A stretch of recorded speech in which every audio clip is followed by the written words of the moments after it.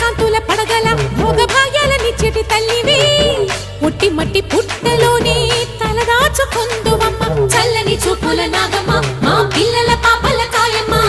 పల్లెకు తల్లివి నీవమ్మ మా